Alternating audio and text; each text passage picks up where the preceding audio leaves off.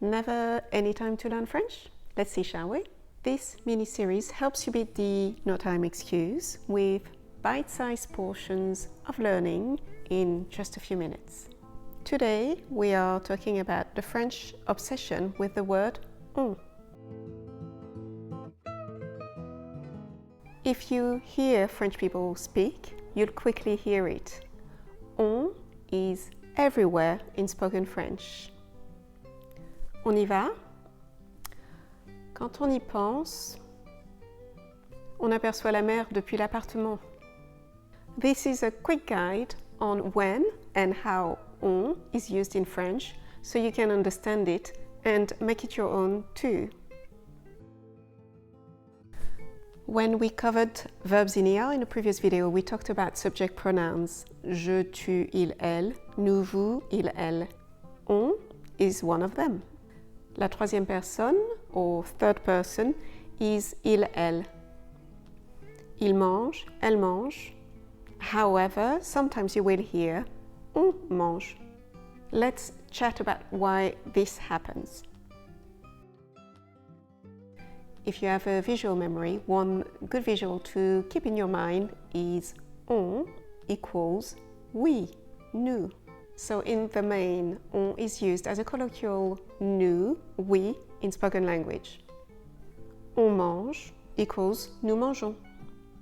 On parle equals nous parlons. On part equals nous partons. Nous can sound a little bit formal, a little bit stiff, so French people have taken to replacing it with on in everyday spoken French. The twist is that it always conjugates like he, she, il, elle at the third person. Maybe one way to remember this is to assimilate it with one in English. One has this super formal Old English pronoun. One eats also uses the third person in English, yet it doesn't mean that. Well, that's exactly how on in French works. Some examples. On y va?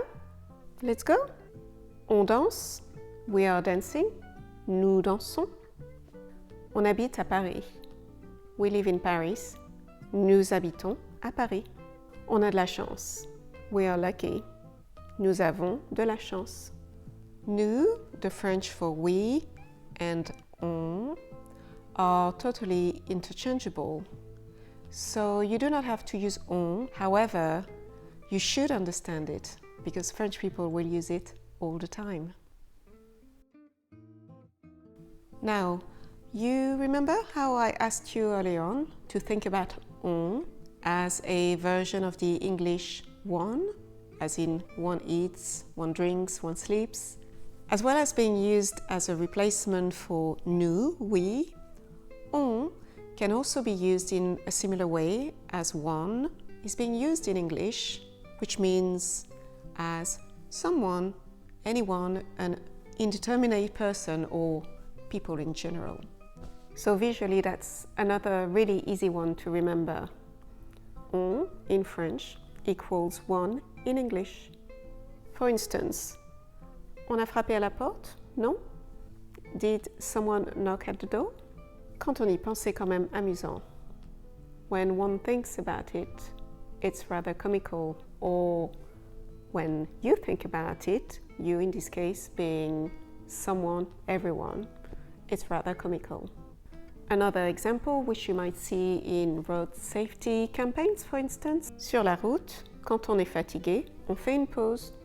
On the road, when tired, take a break, which means you should take a break. People in general should take a break.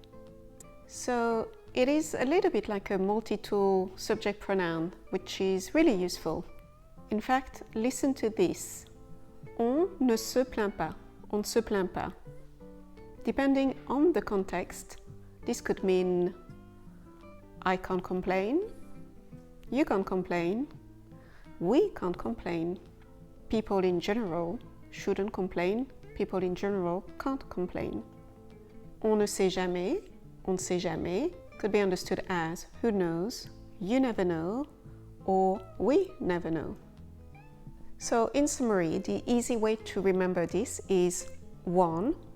On replaces we as an informal version of nous.